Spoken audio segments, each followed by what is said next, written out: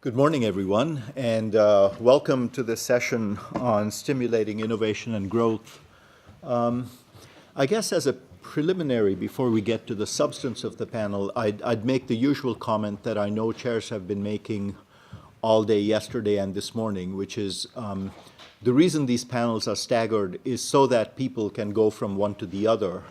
Panelists do not take it personally.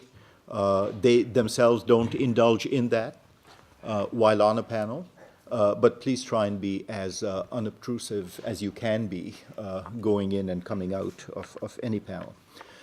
When INET was created, five-ish years ago, and two of the co-founders are with us on the panel this morning, innovation was surely central to the thinking, although the preoccupation was with the then financial and still financial and increasingly political crisis. The fact is that as you think about what INET was about and the changing nature of the economics discipline, the nature of innovation, its causes, its consequences, and its management and encouragement stand central to where the discipline is headed. And we've come a long way, obviously, from seeing technological change as a residual in an equation. On the other hand, as you all would know better than anyone, there is so much more we need to explore, especially as the nature of the economy changes and perhaps dematerializes.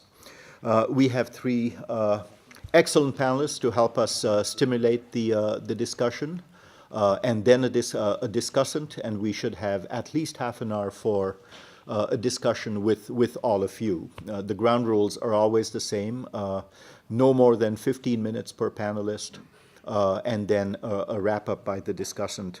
We will go in the order that the speakers are listed. Jim Balsillie is one of the co-founders of INET. He's also the founder of the organization that I head, CG, and so this is one of those rare times when I get to say to my boss, your time's up, but I will if I have to. He will be followed, and he needs no introduction. Actually, none of our panelists do, and I won't go into detail, except to remind you that part of creating a high-tech Fortune 500 company involves nothing but innovation. And so Jim is very well placed to talk about both the practitioner and the policy side and the wealth creation side of all of this. He will be followed by Dan Bresnitz, now at the University of Toronto. Welcome to Canada, Dan, who has done a lot of scholarly work on how innovation systems compare across countries and what works where and why. And he will be followed by Andy Wyckoff, who is one of our hosts, and thank you for having us here. And he heads the OECD's work in this broad stream. And they will be followed by the other co-founder of INET, Bill Janeway, scholar, practitioner, funder of innovation, and who will bridge the various streams that the three initial speakers will present. Jim, over to you. Welcome. Thank you very much, Rohinton, and good morning, ladies and gentlemen. It's a great honor to be back at INET among so many friends, and I had the honor of helping host this event in Canada last year. And given the magnitude of the challenge Robert Johnson and his team selected for this year's theme, Paris and the OECD specifically is the perfect venue for us to convene, as this organization is the epicenter of critical discussions on the economic and social well-being of every human on Earth. Now, Bill Janeway wanted us to have a maximum number of slides for each presenter. And because both Andy and Dan are a little over their maximum, I decided to have none, and we instituted a cap and trade program. and I collected return for trading off my slide quota. So I'm fetting myself for this. The subject we are approaching today, the interplay between innovation and growth, is something that I've wrestled with regularly for decades. I started my career trying to tackle this subject at the firm level as co-founder and co-CEO of Research in Motion, now BlackBerry. What I learned growing the company from infancy to $20 billion in global sales is that the microeconomic outcomes are in fact largely the result of macroeconomic systems. And that is not to say a good idea is not valuable. I've met with innovators and entrepreneurs from all corners of the globe, and their ideas are brilliant. There are no cultural, religious, gender, ethnic, or geographic determinants to having a good idea. Yes, there is a global imbalance in education and equality of opportunity that will impact the commercialization of ideas, but that alone does not explain why an idea incubated in one country will deliver significantly different economic results as in another. Let me be clear. Where an idea is conceived today is a key determinant on whether it has the opportunity to scale to a globally competitive company, employ hundreds, if not thousands, of well-paid employees, and provide significant revenues for home governments. Geopolitics is at the heart of ideas commercialization, not only because the money is enormous, but also because the possession of ideas and the ensuing profits are manipulated at the state level. When a company from a Western liberal democracy produces a good within the resource, agriculture, or traditional manufacturing sectors, these are of a known market value, and the ownership of these goods is determined in domestic courts. No foreign interest can arbitrarily claim ownership of tangible goods in stable Western-style democracies. But an idea's value is intangible. Its ownership is almost always determined in the United States because that is the big market for technological goods. The ensuing settlements that U.S. court decisions require usually must be effective globally for the settling parties. As a result, the domestically accountable U.S. court system is effectively the world's reserve intellectual property court system. My experience in building one of the most valuable technology patent portfolios in the world was eye-popping. At peak, I was dealing with 400 active IPR legal files after having settled one of the largest patent troll case, after the largest patent troll case in history in a U.S. court. Our company at the time employed 150 IPR legal experts, mostly based in Dallas, Texas. In 2011 alone, I had personally approved over $6 billion US in IPR royalty payments. If you're not convinced of the economic nationalism behind firm-level IPR litigation, let me provide you with an example. The high-profile legal battle between Apple and Samsung. The two companies are still at war with each other over annual royalty payments over patent licenses, which amount to billions of dollars annually of pure profit to the victor. Apple recently gained the upper hand with certain district court rulings in Northern California, where it coincidentally keeps its headquarters. In June 2013, Samsung scored a major victory over Apple in an independent decision by the U.S. International Trade Commission, an independent institution, to ban the import of Apple products into the United States because of infringement of Samsung patents. In August 2013, 2 months later, President Obama vetoed the ITC's decision. This was the first time in over 26 years such a veto was exercised. Later that year, President Obama declined to veto a ban of Samsung products, ensuring that Apple maintained its profitable leverage over Samsung. The global money at stake is enormous, so states and corporations work together to win. When Tim Cook is invited to sit beside Michelle Obama during the President's State of Union address, just before these White House decisions were made, it's not because Democrats are courting big business. It's because in the United States, intellectual property is big business. Ironically, when the punditry regularly suggests that the U.S. political system is broken, when it comes to maximizing the wealth created from ideas, I'd argue the system is working like a well-oiled machine. High-margin intellectual property rights accounts for half of the U.S. exports, contributes $3.5 trillion of pure margin to the U.S. economy annually, and directly employ nearly 18 million workers in high-paying jobs. That's prosperity from ideas commercialization. The 1998 Copyright Term Extension Act, derisively called the Mickey Mouse Protection Act, extended corporate copyright protection further to 95 years, starting in 2019, even if the creative works had been published decades before.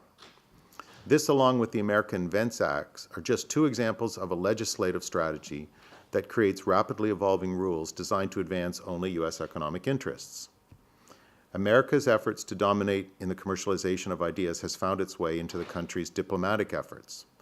Successive administrations have been focused on this driver of prosperity.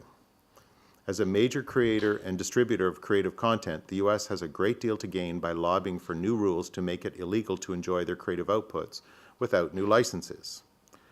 When the U.S. wants to protect its valuable competitive advantage in this realm, it does not wait for the WTO to enforce TRIPS. One of the underreported stories derived from the WikiLeaks was the level of pressure American diplomats place on governments around the world to enact copyright legislation in line with the Mickey Mouse Protection Act.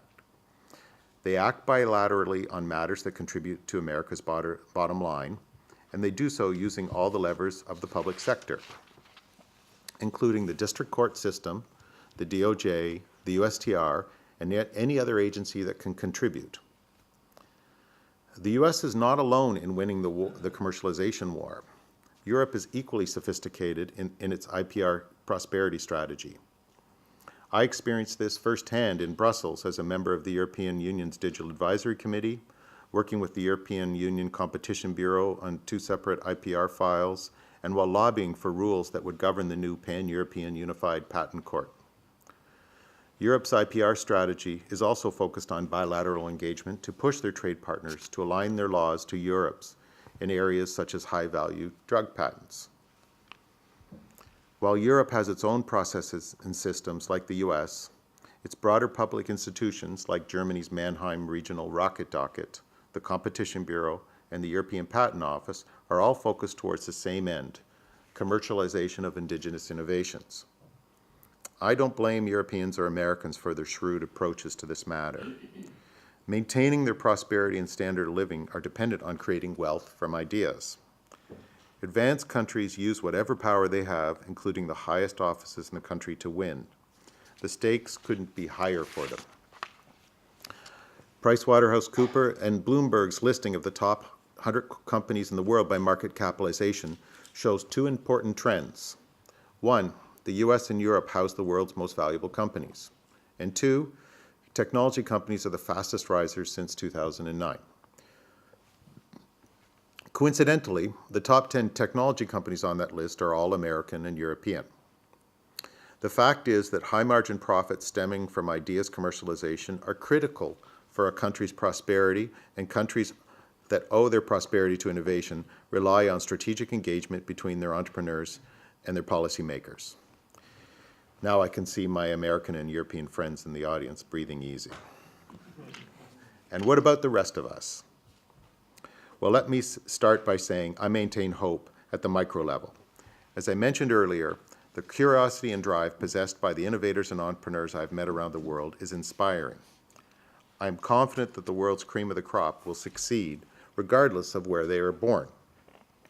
However, in this globalized world, with their desire to succeed under the current state of the innovation economy I've described, these entrepreneurs will be driven to relocate to Silicon Valley, Germany, or France, or wherever they have the best chance to scale their idea to a globally competitive business. This will become a serious development and economic challenge for emerging innovation economies. It will also come with social repercussions, as we have seen migration of some of the most promising entrepreneurs in countries struggling to create wealth from an ideas economy. Policymakers in these countries must take every step to provide them a relatively level playing field and appeal to their nationalistic pride.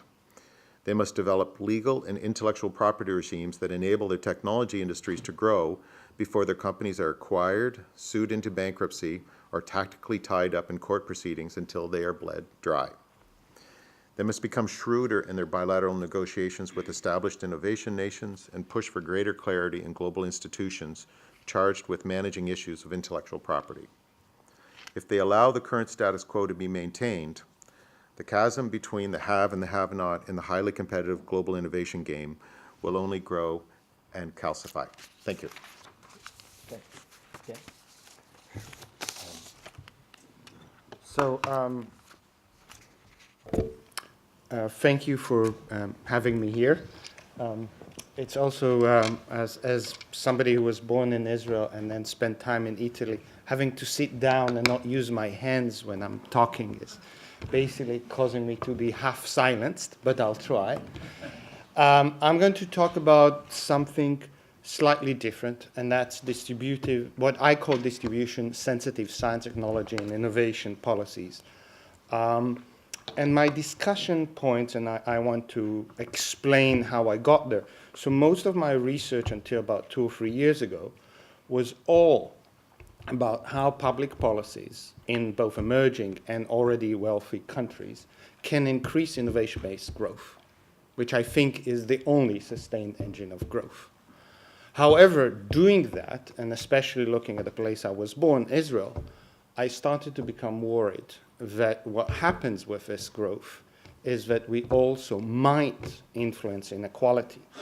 And when we influence inequality and create more inequality, whether or not it's because of innovation, we might suffer from a system that will then react in a way that decrease our innovation, meaning decrease our growth, meaning everybody loses. And what I would argue here is that part of what we have been doing up until now, which is basically doing redistribution, saying, okay, let's play the game, people will lose, and then we'll tax them, because that's what we do, and give the money back, is not, we've reached that limit. So what we need to start to do now is actually think about our growth creation policies as a tool to address economic inequality and figure out whether we can even use it. And this is why I started to talk about distribution-sensitive science, technology, innovation policies, as I think we need to change our thinking from what we will call welfare state to a welfare regime, meaning how we as a society can truly think about equality of opportunity, not equality of outcomes. And what can we do in order to ensure that we have equality of opportunity, even if we have highly unequal outcomes. So, innovation and inequality. What we do know, we don't know a lot about innovation policy and inequality, but we start to have a lot of research that talk about innovation and inequality, which I have to say, while I think it's important, I don't think innovation leads by definition to inequality. It's the way that we have constructed policies. So we have 4 things. I'll talk about 3, but mention the third. The first is skill-based technological change. The whole argument is that we do innovation, it helps the high-skilled, which are already well off. We're getting even richer, the rest of us are not. I just have to say, if any one of you have not read Daroon's paper, this is a trend from the 1900s, and it's actually a trend because we have become really good at educating people, so entrepreneurs take advantage of resources. This is not a natural law of technology. Second is the changing workplace. The Race Against the Machine is the most famous book in this. And basically saying that a lot of people lose their job when you have new innovations. Again, people sort of are all hooked up on novel innovation. In reality, what makes this happen is the innovation we don't talk about, which is incremental and constant. In order to double the capacity of hardware every 18 months, and we are even better and increasing algorithms, we have to constantly innovate in the background. This allows many other things, but if we don't realize that, and that would allow us all those novel innovation, we will be in bad place. And the last but not least is something that I've done a lot of research on, and that's the global fragmentation of production. And that allows us a lot of ICT and transportation, increased number of jobs. People like to think about them being transferred. In reality, they're not transferred now. They're not created in the first place. If Jim and I will now create a new company in Toronto or Waterloo, we will probably not do the manufacturing in Canada. All that manufacturing will happen somewhere else. It also, however, means that if you don't realize it, and you, public policy, invest a lot in innovation, and then you're surprised that new jobs for unskilled are not happening in your country, you probably haven't looked at the world for the last 20 years. We also, however, have to remember that this decrease inequality between countries because it allows other countries to actually create a lot of jobs, and those are usually poor countries. We cannot understand what happened in China without understanding this transformation. I'm not going to talk a lot about financialization, but I think part of what Jim talked about is exactly this. How do we incentivize innovators and entrepreneurs, and how do we finance them, and also how do we then give them back money? What kind of game do we have here? And whether it is indeed a winners take all, and who are the winners, and whether the playing field are tilted. So that's my problem. My problem is if we don't do anything about it, we'll end up with a hawk, which A, is a brute force approach. As Piketty said, it might be a very good approach because if you break a lot of capital equipment in a big war, you have at least 40 years of equal growth. But it might be slightly wasted. What is also important for those of you who might not be into American comic culture, the hawk is also in his alter ego the world's best physicist, the second best brain in the whole world. But when he becomes angry and frustrated, that's basically what happens. Supposedly a force for good, but destroying the system which he works in. And I think that if we don't think about it, the political reality will demand the hawk. So, distribution-sensitive science and technology and innovation policies. The first thing I ever did, unfortunately for my friends, was to start a software company. Quickly, we discovered that I don't know how to write code. So I become the manager by default. And then I realized that when you're the manager, actually those rules about design, meaning that if you don't design the software very well, the cost of actually fixing it in the end are more than you can afford. And I think that's what's happening now, also with taxation. So I think we should now think about growth and also how we create or might do growth that create or help inequality if we can, or at least not increase inequality. And I will like to suggest that we can start to think about it in the case of innovation. Basically, the analytical focus that I've done in this paper, which is a very early paper, is what is the effect of innovation policy, not innovation, on specific disadvantaged groups, either as producers or as consumers of technology. And if you go back to all the things that I said about innovation inequality, they all treat human beings either as producers or users of innovation. And this is what I want to have. I want the Batman approach. And again, for people who don't know, the Batman is the only superhero without any superhero powers. The only thing he has is his cave, where he devises new technologies and gadgets, and then go to fight crime. He has zero superpower. It's all about innovation.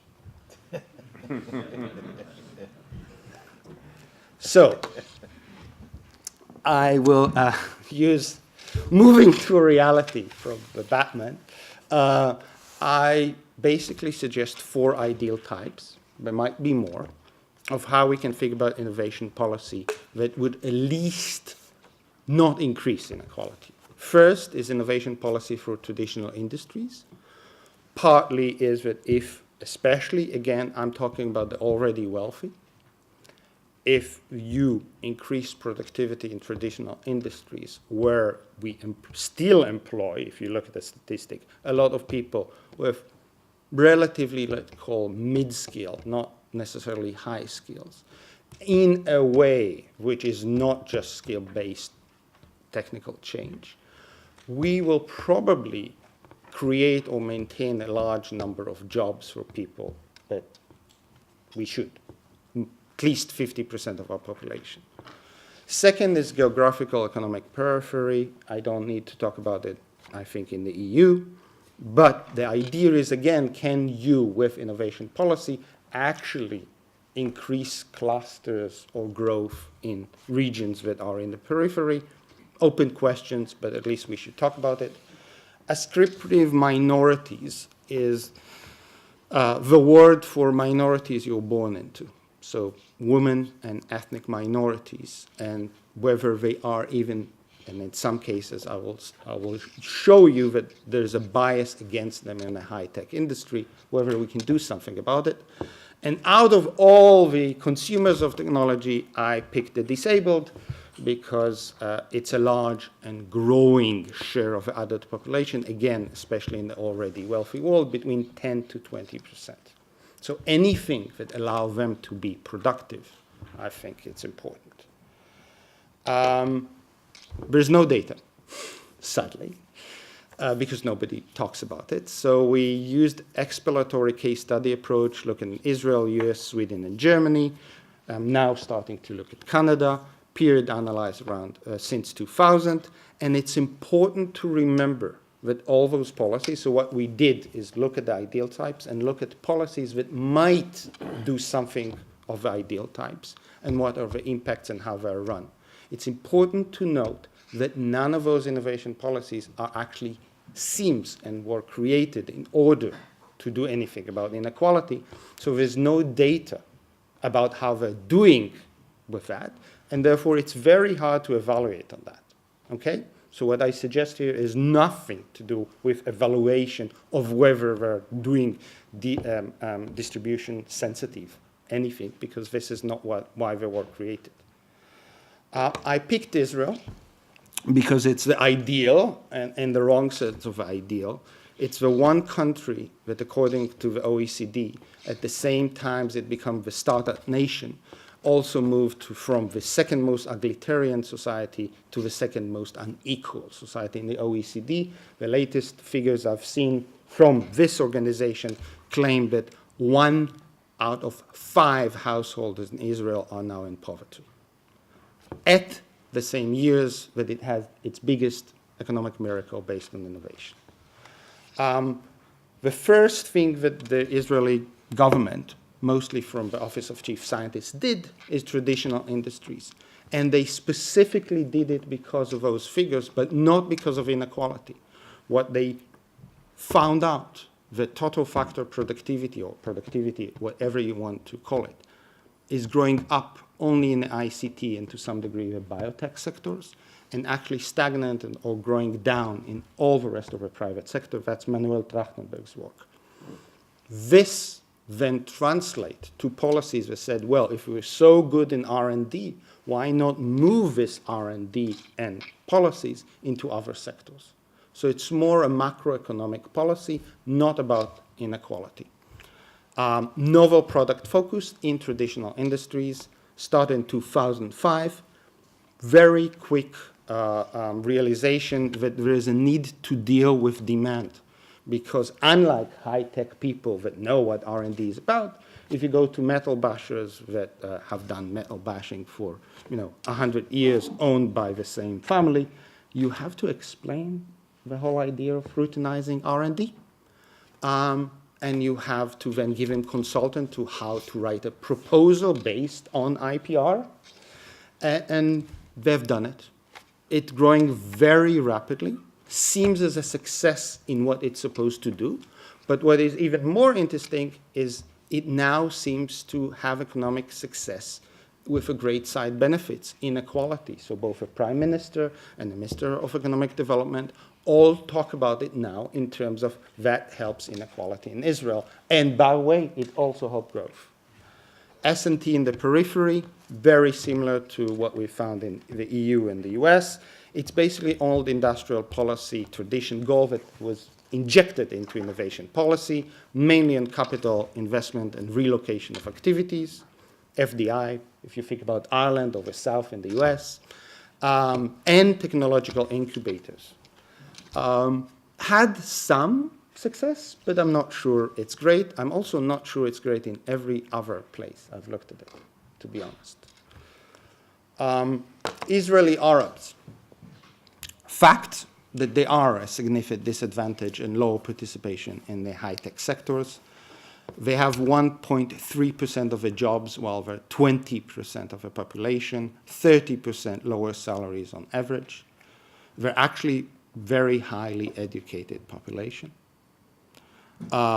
There's also, for our point of research, there's mistrust, large mistrust between the state and the Arabs. When this was started, again around 2000, 2005, this was seen as an economic imperative. We have 20% of a population that is not participating and are poor. This has nothing to do with inequality. If we want to improve our growth rates, we have to engage them. Labor market participation, including STEM education, huge amount of work, interestingly, all privatized, partly because of this mistrust. It's run by NGOs, the money comes from the state. Extremely successful in my account. Not necessarily for inequality, but for growth. There's tenfold increase just in labor participation in less than 3 years. There is also high-tech entrepreneurship, and I know that our former premier talked about it with the First Nations. Unfortunately, just like in Canada, a lot of talk, not a lot of anything that has been done. More of a prayer of a song, but again, I think that this is evolutionary policy. Only once you create the workforce and the knowledge of how to even work in this industry, you can hope to have successful entrepreneurs. And lastly is the disabled. It's the only program whose motivation is specifically social, not inequality, but sort of do good, let them be part of a society. Basically a program like all the chief scientists, we will give you up to 85% of R&D cost if you will do products that allow disabled people to have normal daily life. Capped at a low budget, extremely low demand. Surprise, surprise, when there's no market or no proof of market, entrepreneurs don't come and want to work in that. Very strange, or not. Maybe we should work on the other part and show that you can make a profit there. So, in conclusion, I argue that both in theory, but also in example I've shown, and we can talk also about other countries, this show promise. So maybe we should call the child by its name and actually think about inclusion and distribution sensitive policies when we talk about innovation policies, because then we can actually have experimentation. And then we can actually have data collection that allow us all to evaluate whether our experiment works. Without that, I don't know what we can do. Second, I think that we have to think and devise effective, if that's what we want to do, and include distribution concern and effective, and I have to say again, we have to have effective innovation policies because we have to have growth. We have to start understanding what do we know about distributional outcomes of different innovation policy. The answer here is we don't, so we might as well start to do research. And what do we know of a distributional outcome of different kind of innovational activities, because we know the world is fragmented and not every country in the world is doing every stages of production. So how do we then think about how our investment in, let's say, pure R&D translate to economic growth in Canada? And we, again, don't do that. So I'll stop here in the OECD and iron it and says that if there is one important part of future research we should put a lot of resources into, it's that one, and I don't see almost any researchers doing any work here. If I could have the mouth. So I would make a joke about the cap and trade that Jim introduced, but Bill Janeway scared the hell out of me yesterday, and so I'm not going to waste any time. I'm going to go straight into my PowerPoint. I'm from the OECD. Welcome. It's great to have you here. What I'm going to show you today is really a proposal. It's a work in progress. It's not a presentation. We don't have a paper. And consequently, you need to listen to this, does not represent the work of the OECD committees or our council. I'm speaking on my personal capacity. That is important, but it benefits directly and greatly from work done by two colleagues, Carolyn Ponoff, who's here, and Dominique Gallec. So let me go back to where we started with Mr. Schumpeter. This is the second phase of our work. I'm going to skip over the first phase. Second phase, we're going to look at the top of the pyramid. We're going to look at OECD countries and the interplay of innovation and inequality. And that'll be the focus of my remarks today. It's important to remember what Schumpeter said, that innovation naturally leads to monopoly profits with scale, and which limits competition and hence generates wealth. He argued this would soon be competed away by rivals and imitators coming in with lower prices, leading to the creative destruction. I won't dwell on this, but it's worth looking back, I think, at the 20th century, just a minute or two, and I've picked on all Americans here because a lot of the inequality debate is actually focused on the United States. And it's interesting to look back in Vanderbilt, Rockefeller, Carnegie, Ford, George Eastman, and Bill Gates, nearly all of whom were characterized as robber barons in their day, and some of them were the wealthiest men of their era, if not today, when we adjust for real prices. This was a world of tangibles, where as you scaled railroads, cars, photography, marginal cost was very important. It was scale with mass. Massive factories and operations, concentration of material, think of River Rouge, resources and labor. And this concentration made it possible then to have organized labor. We saw the provision of benefits we'd never seen before, things like weekends and vacations, to retirement and health care, and even housing and cultural amenities in some cases. We also witnessed the rise of the median level of income, and labor share rose over time relative to capitals in overall income distribution. I'm going to go over this quickly because I am time constrained. As has been well documented at this conference once again, the current situation is characterized by growing inequality in almost every country, particularly the 1%. Not surprisingly, innovation is a factor, and I want to refer to a very recent paper by Philippe Erignon and colleagues who find a causal relationship between innovativeness, as measured by patenting, and increasing share of income by the top 1%.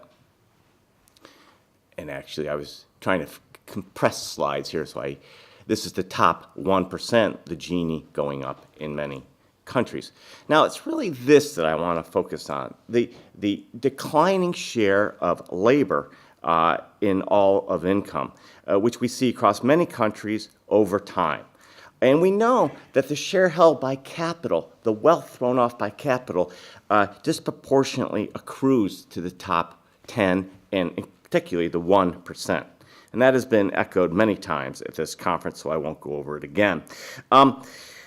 We have a lot of analysis that has looked at the labor share of the equation. Danny just referred to a little bit, skill bias change, CEO salaries, impact of globalization, and the growth, maybe not as much research here, the growth of what's called a freelance or on-demand economy, things like Uber. A main focus of our work at the OECD, and where I would like your comments today, is going forward will be to explore the changing nature of capital and why it is growing at the expense of labor. And my working hypothesis actually is based on this book we put out in 2013, which you can get at your favorite library or even ours. It makes for great summer reading. And that is looking at knowledge-based capital. I'm going to explain what we mean by that in a minute, because, again, we know the returns to capital go to the top. This knowledge-based capital work builds on work coming out of the Federal Reserve System, particularly work by Nakamura at the Philadelphia Fed, but particularly work by Carol Corrado, Chuck Holton, and Dan Sickle in 2005 out of the Federal Reserve Board. And they came up with this classification that we have rephrased from the word intangibles to knowledge-based capital, which includes things like computerized information, software and databases, innovative property like R&D, patents that Jim has talked about, and designs, and economic competencies that tend to be a little bit more tacit, but not always, branding, networks, and organizational know-how. In short, Knowledge-based capital, or what I will call KBC, is investment in innovation.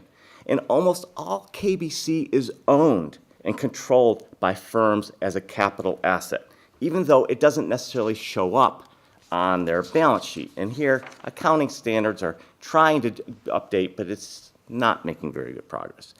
And what I want to postulate is that, as the name suggests, knowledge-based capital is about human creation that has been legally codified like a patent or systematized and controlled by the firm like R&D. And so it's things that we carry around in our heads: creativity, expert decision-making, know-how. And 50 years ago, when my father walked out of his working establishment every night, he carried with him this know-how. As a laborer, he was compensated for these attributes through wages, and it showed up in the labor side of the income ledger. Now, increasingly, a lot of these are codified in expert system software, in intellectual property, and even now the big data phenomena, mining of data to actually get to enhance marketing and opinions.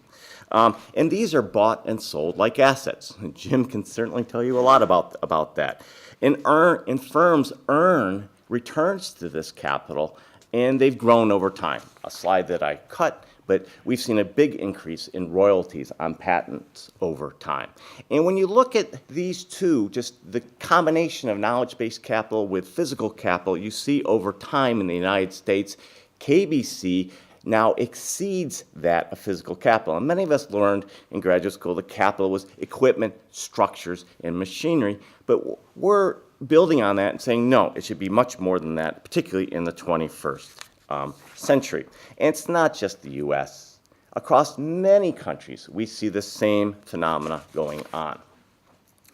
And when we added up, and this was work that we did as consortia with other organizations here at the OECD, it reveals that the top of that bar, not the bottom base, but the top lighter blue colors, KBC matches or exceeds investments in tangible equipment now. And this is common in countries like Sweden and Finland, the United States, and the UK. And increasingly, the value of many leading cutting-edge firms, and whole industries for that matter, is in their knowledge-based capital. For example, 95% of Google's value is in such intangible assets such as their algorithm and their patents. And you'll never see that algorithm value or the data that they mine in their annual report as an asset, but it certainly is what gives that firm a competitive advantage. Increasingly, even blue-collar industries like the automotive sector are becoming more knowledge-intensive. GM's electric hybrid car, the Chevy Volt, contains 10 million lines of software code. And about 40% of new car development, particularly at the high end, is either software or electronics.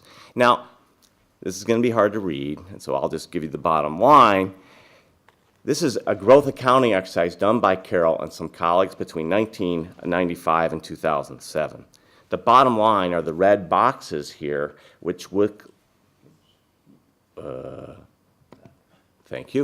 which look at capital's contribution, and you can see more than half of, I put on my glasses, but we break down tangible capital into KBC capital, she does rather, with her colleagues, and shows that in case of the United States, more is coming from KBC now than from tangible.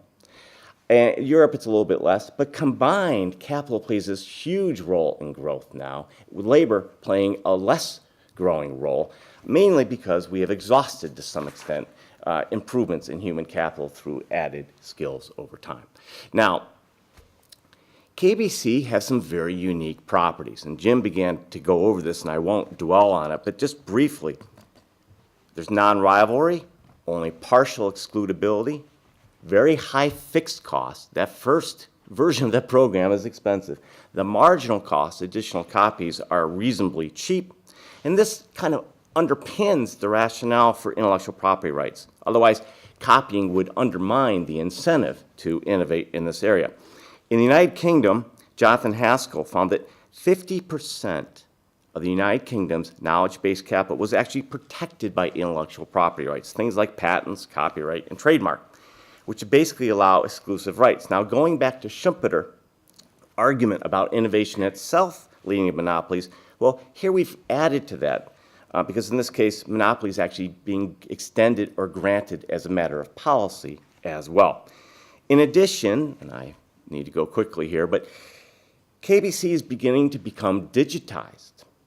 Not only the software and data, which was that computerized part of it, but things like patents and copyright, design, and marketing know-how can be digitized and moved very quickly across the globe to wherever you need them. And I'll get to that in a second because it links to our work on base erosion and profit shifting. I just want to give you an example quickly. This is what Eric Benioff would call increasingly scale without mass. You have Google at basically 50 billion in sales, but 1 million per employee. The US average, much lower. Amazon, not as high, but again, 600K per employee, 3 times what Walmart is, and Walmart is a very efficient retailer.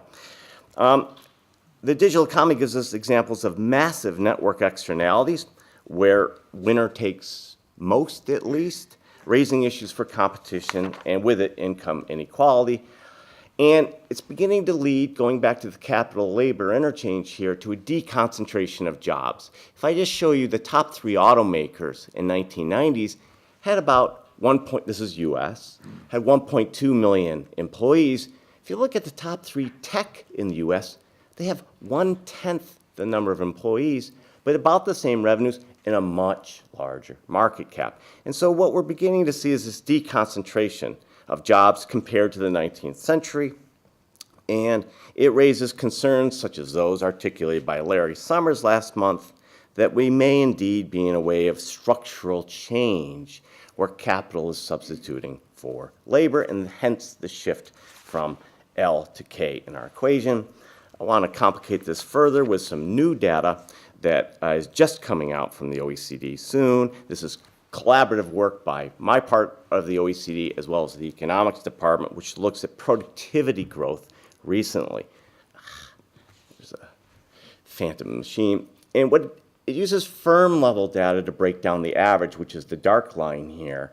And you begin to see this bifurcation over time, where you've got these global frontier terms, the dashed line, growing much faster and beginning to pull away. It's the wedge here.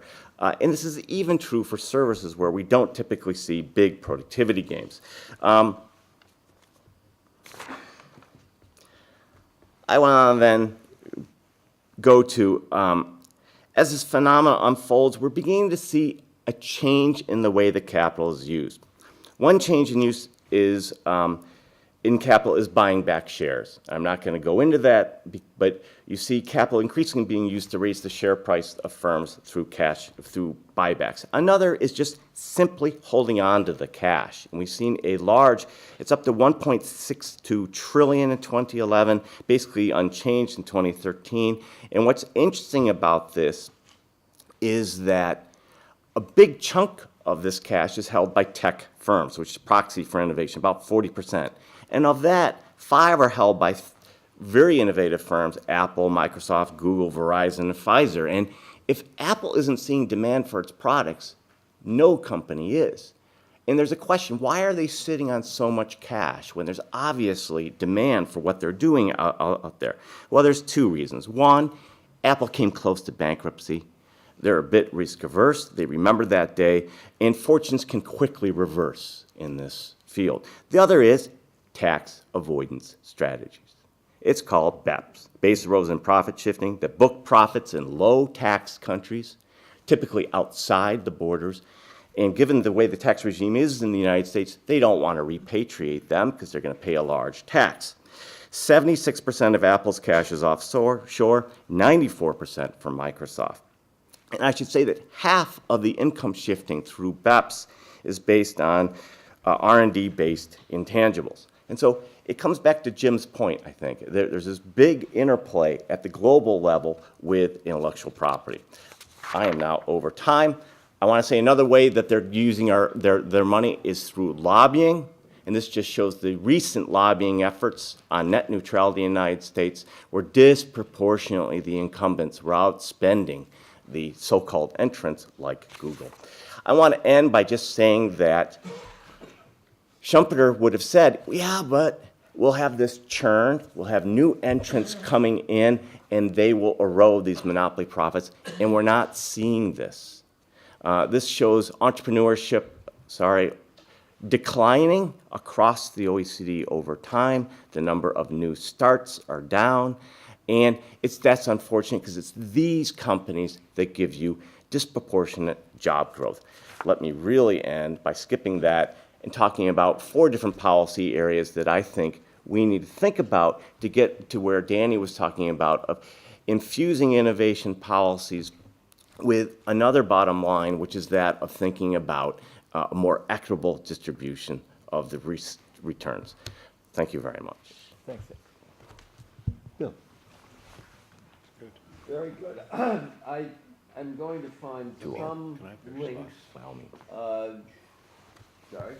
I'm going to find some links between the 3 excellent presentations. And I want to begin, I will go in comments on each of them in order. Jim's report from the trenches suggests a possibility of thinking about a relatively short-sighted self-interest in the national system of innovation represented by the corporate state collaboration around IP in the United States. And I say that because the golden age usually referred to with respect to high growth with low inequality of the 1950s and 60s and 70s was also a golden age for innovation in the United States. It was a golden age for innovation most directly sponsored by the U.S. Department of Defense, which radically accelerated the development of all of the technologies from silicon to software that combined and integrated produced digitalization, the digital economy, however we want to characterize it, the world we're now living in. And that sponsorship came with the requirement of an extraordinarily open intellectual property regime. The Defense Department was the primary funder of research, sometimes in collaboration with the 3-letter agencies, sometimes channeled through the National Science Foundation, but in all cases requiring recipients of that research funding to license any patents on the original fair, non-discriminatory basis, which required that they license to their direct competitors. And when, as a customer, as the early collaborative, creative customer of the technologies that were not yet ready for commercialization, including particularly microelectronic devices, if you sold something that mattered to the Defense Department, you actually had to put a second source into production as a direct competitor to whom the Defense Department could turn if you failed. The second short-sighted aspect, leaping forward 50 years, comes with the extent to which the accumulated citadels of intellectual property protected by law have not in fact been protected from what has come to be called infomercantilism, particularly associated with the extraordinary success of China in taking what had been the ad hoc entrepreneurial activities of all economies playing catch-up behind the frontier leaders in technology, that is, beginning their process of catching up by appropriating intellectual property that already existed. This goes back to the British appropriating Italian silk manufacturing technology in the 16th century. Of course, the U.S. Doing the same to Britain with respect to cotton textiles in the late 18th and early 19th century, and on through Japan and Korea. In China, it's become the most extraordinarily effective national program, which, among other roadside victims, Northern Telecom once a leading technology company whose IP became contributed largely to Huawei's enormous success in the global telecommunications market. So I would suggest that on the one hand, the narrow focus on maximizing current profits from intellectual property in the US, I'm less knowledgeable about Europe, on the one hand neglects the history that showed how an open IP regime was accompanied by extraordinarily accelerated, distributed, open innovation, but also is no protection longer term on a strategic basis. So let me then go to Danny's points, and to begin by suggesting that more or less in parallel with this discussion in conference room 6, there was Alberto Botta was presenting on inequality, innovation, and public investment, and pointing out some very, very useful basic critiques, if you like, of a kind of the attempt to derive a simplistic, linear relationship between innovation and inequality, where, to begin with, the direction of causality is certainly subject to debate, and in some cases, extremely contentious debate. Does innovation cause inequality, or is inequality responsible for innovation? I had a brilliant classmate at Princeton 50 years ago named Ed Tenner. If you haven't ever come across his book, Technology Bites Back, I urge it upon you. As an undergraduate, Ed formulated a schema for thinking about how to get educated at Princeton in the 1960s. Princeton had an institution known as the Precept, which was not quite an Oxford-Cambridge tutorial, but was a small group, small discussion group. And the way to succeed in a precept, Ed proposed, was by mastering the theory of the sept. The sept is the smallest atomic unit of human knowledge. And you would deploy these in the precept discussion and score points repeatedly and triumph. And he elevated this from the sept. Remember, this is the heart of the Cold War. We're there at Princeton with the bombers and the transport planes flying down to Florida and the Cuban Missile Crisis. So the sept could be escalated into a kilosept or potentially a megasept. And the ultimate way to triumph was by deploying a reversible megasept. Capitalism causes Protestantism. No, wait a second, Calvinism. No, Calvinism causes capitalism.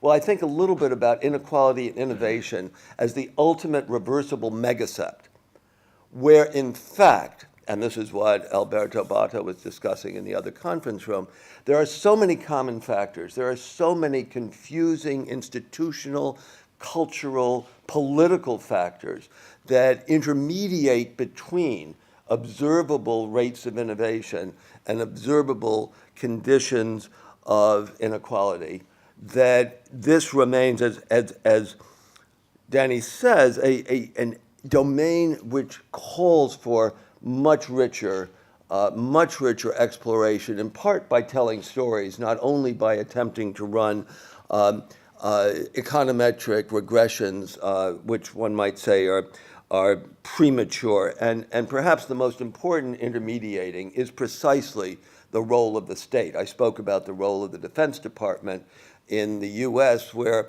absent the Defense Department, you might say that a relatively very, perhaps the most egalitarian distribution of income we've ever seen in the United States was a causal factor that drove innovation, because equality of opportunity was there, anybody could start. That clearly needs a great deal of modification in light of the very conscious and deliberate role of the American government. Turning to, finally, to Andy Wyckoff and this remarkable elaboration of the transformation of capital from the material into the virtual, the knowledge-based capital. I think it's a wonderful formulation and is very rich. And I particularly note the point at which Andy said about that which had been compensated to labor, the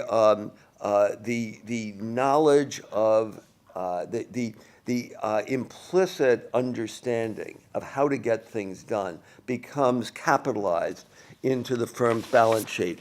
And the first thing I'd point out is there's a similar transition that took place well more than 100 years ago, and well documented by two great economic historians, Naomi Lamoureux, now at Yale, and the late Ken Sokoloff.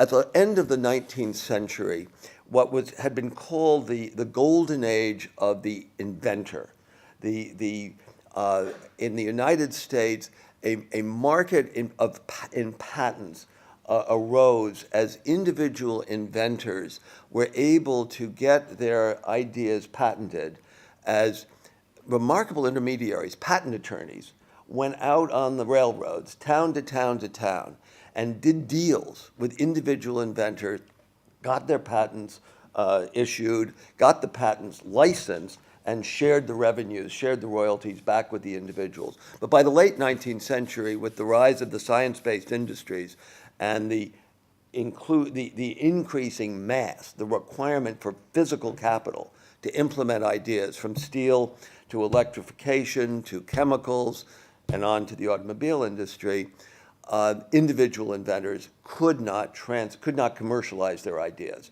on their own, and they became employees. And it's only in the early 20th century that we begin to see that the patent, the name on the patent, goes from the individual inventor and is assigned to the employer. And so this is the first wave, and I think this is really worth study. Lamoureux and Sokoloff have an exhaustive body of work on this, and I would urge it on you as a historical resource and reservoir for informing what is clearly going on today. Now, Andy began with Schumpeter Mark I, the first version, the heroic entrepreneur who displaces the incumbents and generates creative destruction. That's 1913. 30 years later, as Schumpeter is sitting at Harvard, no longer aspiring to be the greatest horseman, swordsman, economist, and lover in the world, he creates Schumpeter Mark II. The giant corporation, the perfectly bureaucratized giant firm, reduces innovation to a bureaucratic routine and, quote, ousts the entrepreneur. Now, I think that this contrast between Mark I and Mark II, which is seen in, if you read Schumpeter, it's sort of a time series. This was the inevitable consequence through historical time, actually should be looked at in the cross-section. And we should identify those industries which lend themselves to entrepreneurial startups, like the web-enabled disruptive services sector, and those industries, virtually all of the output of material science, which require large enterprises with the resources to learn how to produce the new stuff cheaply and reliably, whether it's engineered polymers or whether it's graphene, and then also have the resources, the time and the money to find out what the new stuff is actually good for. The $5 billion order of magnitude that American venture capitalists pissed away on nanotechnology 10 years ago is evidence that startups are no good at doing science and commercializing novel materials. We need large enterprises with those resources. But in fact, what we're seeing today is emerge as a kind of Schumpeter Mark III, distributed research and development for large firms funded by venture capitalists, whose startups are born to be acquired if they can actually succeed in demonstrating that if you plug it in, it lights up, and there actually are a few people who will pay money for it, but who know that the challenge of scaling up is so great that the opportunity to sell early, to sell, quote, too soon, makes a great deal of sense. That model, which kind of begins in the pharmaceutical industry, is becoming much more general, despite the apparent dominance of innovation in America by these 80-odd unicorns, the multi-billion-dollar valued private companies that are in this, and this is where I'll close, in this distinctive segment, emergent segment of the economy, this where the internet and the associated technologies are now in a phase which offers very distinctive, and we don't know for how long, very distinctive opportunities. The way I put it is that IT today, like electricity in the 1920s, from the point of view of the user, is beginning to disappear. Uber requires that both sides of a two-sided market be absolutely protected from worrying about what's going on between them as they each push a button and generate a physical transaction. And the manner in which the emergence of the mobile cloud architecture for computing is enabling two-sided platforms where each side, both supply side and demand side, share the benefits of massive economies of scale and network effects, is producing new sets of businesses which, on the one hand, are the ones that we see are the survivors of a vast array of startups. And I would be interested as to where that data on new startups comes from, because if you narrow down to the IT sector, I don't think you'd see the decline in number of startups that we see across the economy as a whole. Those startups presumably include restaurants, dry cleaners, et cetera. So I'd like to see that data, more granular, because with the radical decline in the cost of launching a startup thanks to open source software, cloud computing services, we're seeing an enormous number of candidates to benefit from these unique attributes of the web economy. But a tiny number of them survive. The money being thrown at them by public market investors, paying premium valuations without liquidity or governance rights, don't worry, that'll end in tears. The people making those investments will lose their jobs. A small number of these new companies will emerge as disruptive providers of services and will be vulnerable, as Schumpeter Mark I actually suggested, because the cost of innovation in this subsegment of the economy has declined radically. And with that, I think I should conclude my response. Thank you all. Very helpful. As we move to the discussion section, could I have a sense, just with a show of hands, of how many people wish to intervene, and then we can plan and plot? Okay, my suggestion is we take questions in two groups and give the panel a chance to respond, and then we'll wind up and we'll start with you. And if you don't mind identifying yourself and a brief comment, please.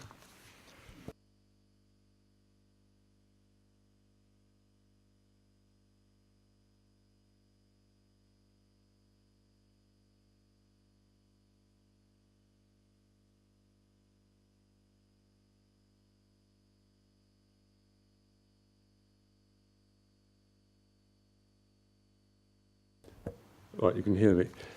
In his prolegomena to the conference, which appeared in Le Monde, Joe Stiglitz mentioned a number of ways in which the predicament of people who are doing badly in our contemporary economy can be improved. He mentioned improving the legal institutional framework, unions, minimum wage. He mentioned upgrading the educational skills of the people at the non-academic level. I would add a third thing, which I don't think the panel dealt with adequately, and that is the extraordinary way in which information technology systems in the workplace have engineered a gigantic leap forward in the practice of scientific management. Now, Witchkoff mentioned these KBCs and the vast amounts of information they yield. In her great book, nearly 30 years ago, Shoshana Zuboff raised the question, how will the information be used? Will it be used to employ, to empower employees, or will it be used to reimpose a system of scientific management? And I would argue, on the basis of my research, 15 years worth, that it's the latter.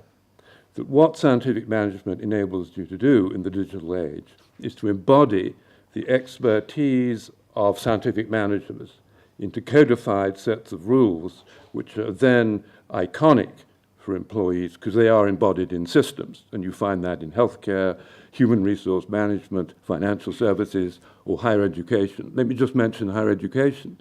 The University of Oxford, where I've been for 8 years, is being slowly ruined, in my view, by a system of scientific management which is very IT intensive, managed by an absolutely diabolical institution called HEFKI, which imposes a very rigorous system of academic production on a great university, and it's gradually destroying it. So my question to Mr. Wyckoff, and through him to Brynjolfsson, who I'm particularly critical of, and see my forthcoming review of him in the New York Review of Books. The question is not the vast quantities of information yielded by these systems, but the question of whose information is it, who yields it, who uses it. Inequality grows because, in my view, scientific management systematically de-skills and disempowers the majority of employees.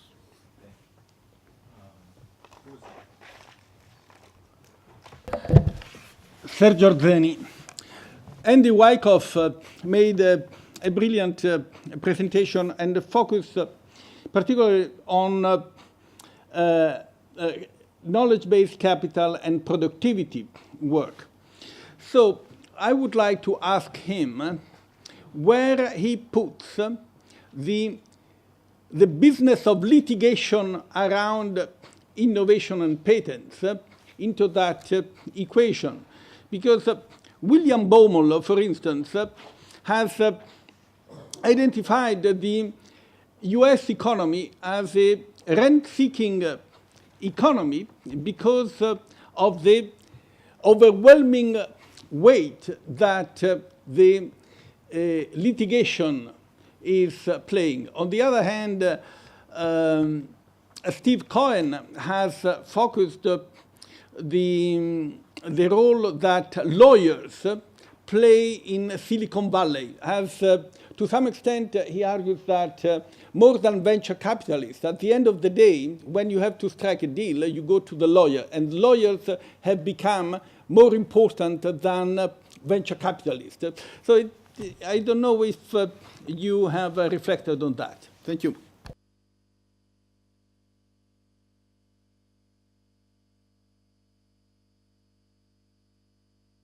Thank you. Christian Reimsbach. I work here at the OECD on a topic called data-driven innovation.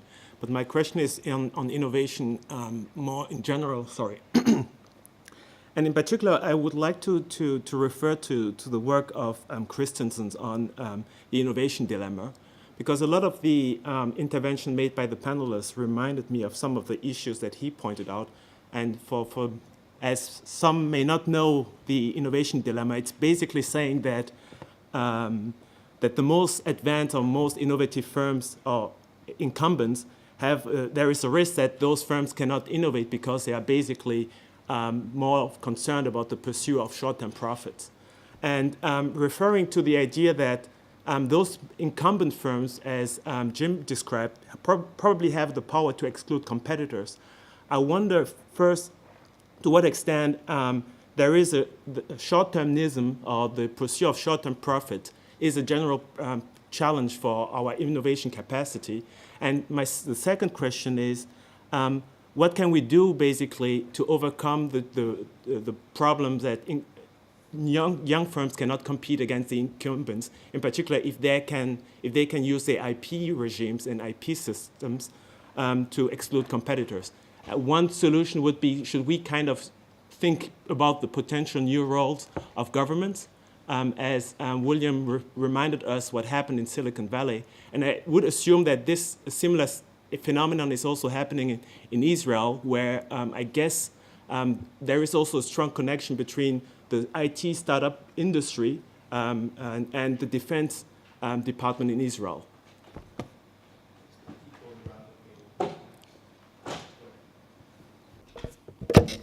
Good morning. My name is Els Torele. I work with the Open Society Foundation's public health program. And I have a question for you all, but maybe more specifically for Mr. Janeway and Balsillie.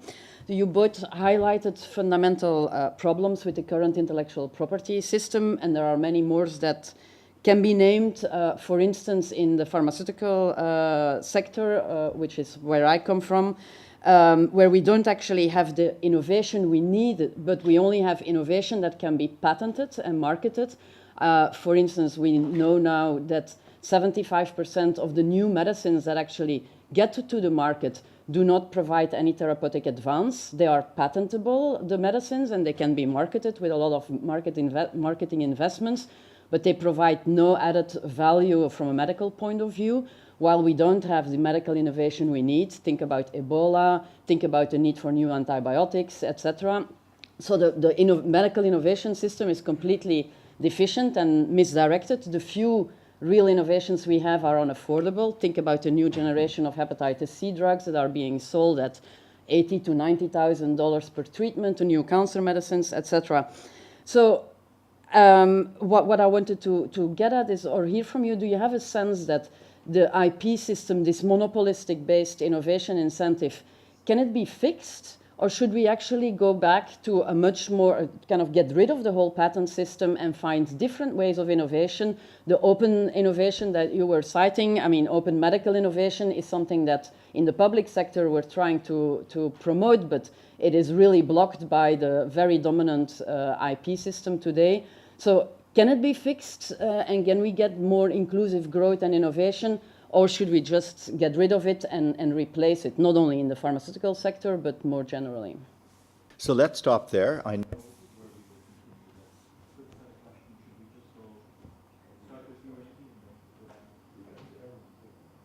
Oh, that's because I was the last. There should be some advantage to WY, I guess. I think because of the brevity of time, I wasn't able to unfold all of the slides. I didn't catch your last name, Simon, but I think there's less disagreement between us than I sense. In particular, one of the things I suggested we think about in terms of policy, well, I think data is an incredibly important knowledge-based asset that many people haven't looked at. Luckily, Christian Ramsbach here is coming out with a large volume in June that I think is the best thing I've read on, I hate the term big data, but data-driven innovation, and looks at it from a multidimensional point of view.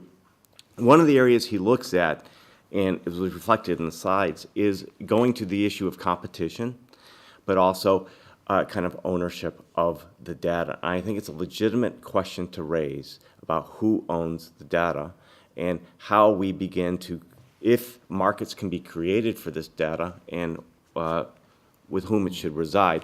What I threw up on the slide here, we do work on telecoms in this part of the OECD as well, and many telecom regulations have a specification of unbundling, where the incumbent owner of the network must grant access to others who want to enter into the market by unbundling and charging themselves basically the retail rate for that access as they would to the new entrants. There's a question whether or not this idea can be extended to data as well, as those people who are collectors of it are required to share, and in some cases a public right of way, meaning the public would want that data for other uses. Cell phone data, the pings, are being increasingly used to optimize bus traffic and so forth. But maybe we can follow up. I don't want to take up too much time. My good friend and colleague, Sergio Arzini, I think this goes to, which I wasn't able to unpack as well, what is the capital being used for now? Some of it's being used for investment. A colleague of ours, Adrian, says if you didn't have buybacks, investment would be twice as high. So we're seeing capital used for investment, for buybacks, for lobbying, as the line goes up, and probably for lawyers. I think Mr. Balsillie would be better placed. He talked about the large staff that RIM used to have that was a legal staff. I think this is probably a smart investment for the shareholders. It's not clear this is the best use of the money for the broader economy. Let me end there. Sure. Jim? Thank you. And I'll just respond to those directed elements on short-term profits for innovation versus, and how that's playing, and then this idea of the system, can it be fixed, and so on, or throw it out. I mean, throwing out the IP system is a bit like a John Lennon song, imagine a world with no borders, it's easy if you try. I think this is a system we have, and it's a world we have, and so I think we should work within the system that we have, but start to surface the discussion, surface the awareness, because I do not think people realize how one little change here massively percolates through the system incredibly powerfully. And so I think it needs a very sophisticated unpacking. And when you talk about the kind of stuff that Clay Christensen, Innovator's Dilemma, and stuff like that, I think the VC industry is quite sophisticated on identifying profit pools and deciding to attack it. So though you may have corporate short-termism, I don't think you have strategic investment capital that is as short-term. And so I'm not worried about the short-termism. What I pay more attention to is the fact that corporate incumbents have become very sophisticated at competitive decision-making, competitive gaming, competitive lobbying, and structuring a system that maintains their place and makes it progressively harder for new entrants to really strengthen, create their jobs. And when you talk about this new startup strategy where you can do the early exit, in a sense, it's a great strategy for a young person, but it just keeps shifting that power stronger and stronger and stronger to those companies. It's a good gig if you can be on the winning side, but when you look at the equity structures, I don't think it takes you where you want to go. But of course, if you win, it's great. So I think the important thing in response to this is pay attention very closely to these subtle little elements they do in the system that enormously cascade all the way down, and start to pay attention to how do we make small changes in the system that can massively shift direction. And it gets quite technical, and I won't go into the technical elements, but we could have fascinating discussions on little carve-outs in new patent laws and new copyright laws that fundamentally change really everybody's working and living environment for decades to come. It's almost the thing I look about, it's like corn subsidies in Iowa changes the food that your kids get at lunch, and nobody sees the 5 steps, but it's all baked in for the rest of time. And so I think that's the point, is you find that little fulcrum and that little leverage point, and that's where these kinds of forums are helpful. Yeah. So on following that theme, I think that a lot of what I heard from all the panelists is basically that people, surprise, surprise, actually react to incentives, and especially if you can measure the incentives. And we have been really bad as a society from academia, especially the British system, I have to agree, but not only. And it's supplying a set of metrics that then we ask people or businesses to adhere to. And then we are really shocked that they do that, because we don't think about unintended consequences. It's even more shocking, I agree, in academia, because if you actually think about how this all started as by somebody, but nobody asked them. I think it was even started in China, just doing, listing of how good are universities and basically inventing stuff how to measure universities, and then suddenly everybody's now performing according to those metrics. I would also agree with Jim that a lot of those things change on very little things that people don't see. If you look at the way American corporations actually work, and you talked about the stock buyback, it's actually very small changes in the laws. It's actually not laws, by the way, on the stock buybacks. It's just a decision of SEC. But it's also decisions of how you run the corporation and for whom and how do you judge it.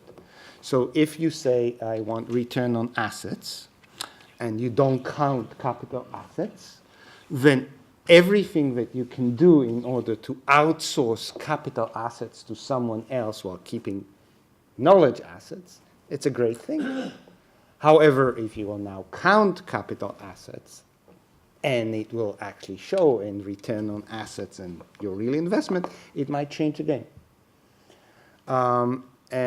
Sadly, we all sort of expect those rules and accept them instead of asking what they are, why we should have them, and how we can change them. And that may be a debate the OECD should start to lead. Let me begin by entirely agreeing with Simon Head with respect to the research, the REF, the Research Evaluation Framework imposed on British universities, which, like all exercises in cost-benefit analysis, when applied to original research, original thinking, serves as a kind of equivalent of journalistic prior restraint. It's always easier to estimate the cost and the benefits. Retrospectively, looking back, may make sense, but in fact, the British REF only looks at 5 years of publications, and it's noteworthy that the National Science Foundation's investment, in part funded and supported by the National Security Administration and number theory, went on for about 50 years before it produced the PageRank algorithm, the commercial return on which is measured by Google's market value. Having said that, I would also note that innovation, and this is innovation, non-patented innovation in the healthcare sector, can be empowering. And I'm speaking particularly of the checklist. The checklist, which much promulgated by the extraordinary writer and surgeon, Dr. Atul Gawande, and written up by him, which is now increasingly deployed in operating theaters in American hospitals, where the nurses, the most junior nurse, is empowered to call out the most senior surgeon for not following a protocol which has been determined by exhaustive analysis of what goes wrong in operating rooms. So that in this case, quote, scientific management is actually empowering of employees with clearly quantifiably validated better outcomes for patients. So it does go both ways. It does go both ways. Second, Clayton Christensen, Innovator's Dilemma. First point, remember, Christensen in his original article isn't talking about short-term profits at all. He's talking about corporations listening mistakenly to their customers. It's like Henry Ford saying, if I'd asked people what they wanted, they'd have said they wanted a faster horse. Or Steve Jobs saying, why in the world would I ask any customer what I should invent? Having said that, the paralyzing effect of enormously high profits from incumbent proprietary products, I celebrate.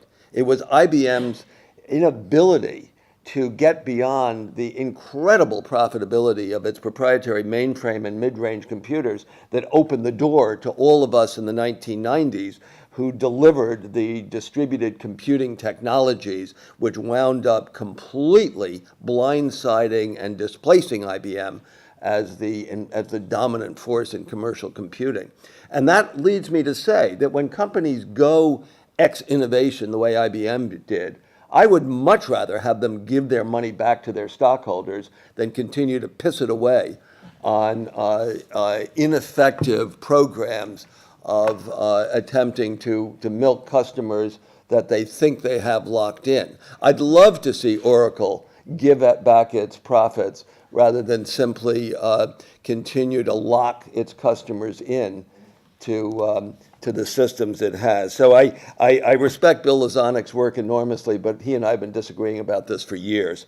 I guess I would only finally add that with respect to this Schumpeter Mark III, it is the absorptive capacity of big companies that becomes critical. It's easy for big pharma to absorb a molecule and get it through clinical trials. It's really hard for technology companies to absorb people with vision and strategic understanding of emerging markets, as well as who can actually write code and deliver it. So I think that becomes a barrier to this success of the Schumpeter Mark III model. So with your indulgence, I'm suggesting we go no more than 5 minutes and go around and then keep your comments brief. You have your hand up. Rob Duggar, I'm INET governing board member. Dan, you focused on the need to actually understand how innovation improves the lives of individuals. And I wanted to suggest that in order to know that, we really need data. And there might be some in East Africa. I had the privilege of chairing a board of a company there for about 8 years, and in the last decade, and I literally watched telecom innovation spread very rapidly, but very unevenly, and that is, some villages got it, and some villages who were quite identical did not. So we might actually have data, since the Tanzanian government gathers a lot of data on health and education and other well-being data, mainly at the insistence of World Bank and IMF. But they may have the information which would enable you to compare the well-being effects of the availability of technology in locations that are actually socioeconomically similar. And then you'd be able to actually say something concrete about the effect of technology on well-being. Can we talk afterwards?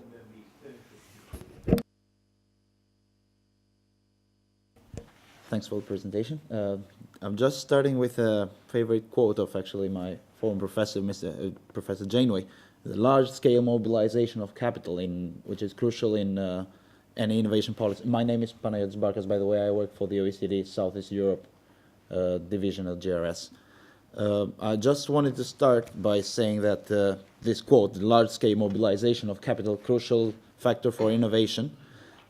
What do we do if we have countries like the Southeast Europe, whatever, or any developing countries in the world? We want to promote, I'm in the innovation team, and we're trying to promote these innovation policies that Dan Brisnitz mentioned as well, for other countries, but I'll try to, make the question in the frame of developing countries only now. If we don't have venture capitalists who are really willing to invest there, and what would be your suggestion as a starting point for a policymaker who really wants to start creating, not deploying existing innovation, because it's innovation at the moment still platonic there. It's a recombination of familiar element and structures. But if we want to start with a point in this, what would be your suggestion for developing countries and their implication, the distributional ones, leading to the presentation of Mr. Wiskoff, which is already high, by the way, in the region? Thank you very much.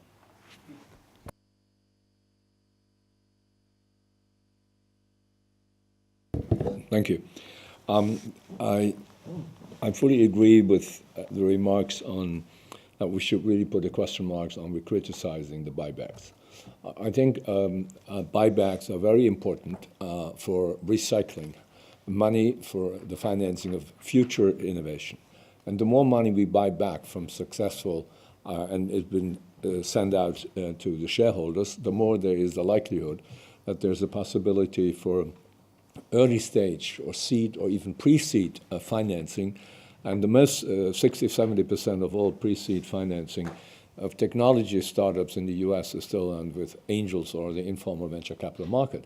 And these are people who may have been shareholder before in such a company. So it's much better than to leave the money with the management who doesn't have an idea how to spend the money.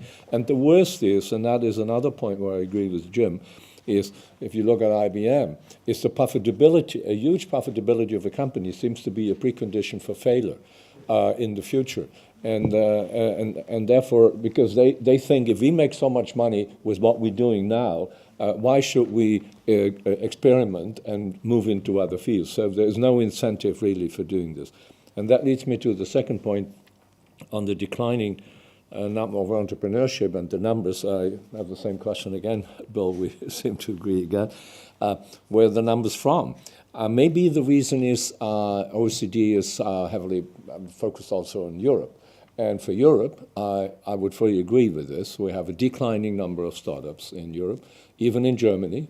We probably celebrate this year the 20th anniversary of a constant decline of startup firms in a country like Germany or in Western Europe is more or less the same. And I would like to see a comment on, we're talking about inequality, innovation inequality, but maybe there is much more inequality amazing if you look on different regions in the world where they have not the chance to participate in this innovation process because of the decline of entrepreneurship and even the worst thing, and that's the financing of entrepreneurship. I agree that in some parts of the world we have rather a rising number of startups, anecdotally, at least in the US.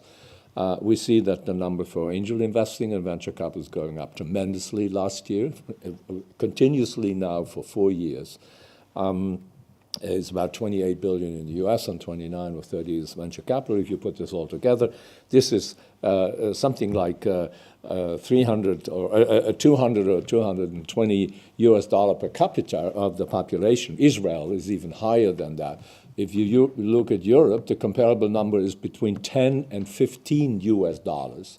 So it's a 1/20th of what we see in the US, and China is already on 3 to 4 per capita, so much higher than already the EU. Therefore, I would love to have a comment on that, and maybe we need to do much more work on whether there is a declining in some regions, and why is it, and what could policy, there is a role for politics there to put framework conditions in place for increasing entrepreneurship, because that is basically the key for challenging the incumbents in that. One helpful comment from Rob, which you got there, and does any of you want to react to the last two? Go ahead, start with you. If you want to do this. No, I'll be fast because it's really on the data question coming from both Peter and from Bill, and I will be happy to provide you with our volumes and our papers on this quickly. It's very good data. It is business enterprise data back to the U.S. Census, and we've done this through 22 different countries. And so it's not, I've worked with Dun & Bradstreet data, some other micro databases. This is very robust data. The problem is when you do this internationally, you have a bit of a time lag. And so what you may be seeing right now in 2014, 2015, we're not picking up. I was just looking, what do we end, 2011? Yeah. There was a recession. Thank you for that clarification. Jeez, you know. But we will continue to look at it. But what's interesting, I just want to puncture the myth about the United States being the Hulk with entrepreneurship. You aren't that much better than Northern Europe and other places in the globe in terms of new entrants by this data. Okay? And I think it's important to reflect on this a bit. Now, it may be dry cleaners and restaurants and a few other things. And the next phase of this work, which is, I think, very important work, will begin to identify by sector and begin to move towards productivity. So that's a coming attraction for work to come. Wow, we might actually disagree here. It had happened sometimes. And that is because we agree on just about everything. I think, and this goes to your question on Southeast Europe and so on, the conference is Institute for New Economic Thinking, and or the organization, and a lot of that came from efficient markets hypothesis flaws and so on, which I think is very, very useful. Well, I would like to put something forward for new economic thinking on your question. Is there's an orthodoxy of fair competition, open borders. It's just a question of venture capital and good education. I would argue that the institutional structure is it's not a fair fight. And Southeast Europe doesn't have a snowball's chance in hell of creating an innovation economy given the current rules. So quit wasting your time and money if you're not going to change the rule system. And I can show you Thomson Reuters data that says the IRR on venture capital to early stage companies in the United States since inception is greater than 20%, which is a pretty good return. And in most countries, it's negative. So therefore, the reason you don't get venture capital, the reason you don't get startups is because you don't make money. And the reason you get in the US is you do make money. Now, Northern Europe is actually a high performance part of the world, and so they get an asterisk. That's very important because they're not representative holistically because of a lot of different things which are equally noble. So I think there is an opportunity here to have new economic thinking here, and the best thing to do is say it's not a fair fight because everybody says it's a fair fight. Therefore, just get some fire in the belly and be smart like us. But in fact, I don't believe it's a fair fight, given what I've seen around the globe. And if you want to make it worth your while, you have to first address this root issue. So I'll focus mostly on what you said. And I'll say that there's another orthodoxy, and that is that you actually need venture capital. So I did a lot of research on Israel and Ireland, and venture capital was the last thing that they did. They first fixed their institutional system, then they created a huge amount of startups, then they created a huge amount of startups which you can make money on, and then after all of that, and actually in the case of Israel, actually about 20 successful IPO on NASDAQ, they said, there's a bottleneck in the last stage, which is a scale-up, right, not seed. Let's fix that one. And they did the Yozma. Right. And the Yozma, the nice thing about that is that apart from being very lucky because it was just the beginning, it's also had more than 4,000 companies with already revenues in the US, which just needed 4 or 5 million in order to prepare themselves for IPO or merger and acquisition. So within 5 years, you get unbelievable return on investment. And because of that return on investment, you then have the next stage. However, and that's another thing to remember about Southern Europe, it also means that you have a system in Israel which is completely tied to American financial markets, right, where the system of innovation tells you, and if you want to be really cynical, what Israel has now is not ICT industry, it has an industry of selling companies. Mark III. Yeah. Yeah. So I want to make 2 points. First, Rob, I think what you say about East Africa is fascinating because I've just been exposed to what's been going on courtesy of a friend, an extraordinary entrepreneur, a British entrepreneur named Duncan Goldie Scott, who's created a whole network of mobile-based payments companies, information businesses across East Africa. And for anybody who's looking for data, I have to believe Duncan has the data. I'll be happy to introduce people to him. The second, Jim, U.S. venture capital. Don't get carried away. I've really done this work, and I know the literature inside out. Over the last 35 years, all of the excess return above investing in the NASDAQ index has been generated by a tiny number of venture capital firms. The skew in the returns is absolutely enormous. The vast majority of American venture capital firms look like Europe. And particularly, I said early stage venture capital firms.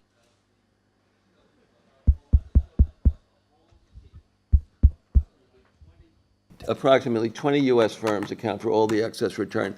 There's a great set of papers that are coming out on the Burgess data, which is exhaustive, and it shows that for the U.S. venture industry, Since 2000, the public market equivalent, that is the actual cash-on-cash return, whether measured as IRR or as cash-on-cash, from investing in U.S. venture capital firms as investing in the NASDAQ index is also negative. You would have done better investing in the index than investing in U.S. venture capital. So it's tough out there, guys. Don't aspire to be a venture capitalist. And I realize the party's just getting going, but like a good central banker, I'll take the punch bowl away. Thank you all for your inputs and for the panel, and something tells me we'll be back.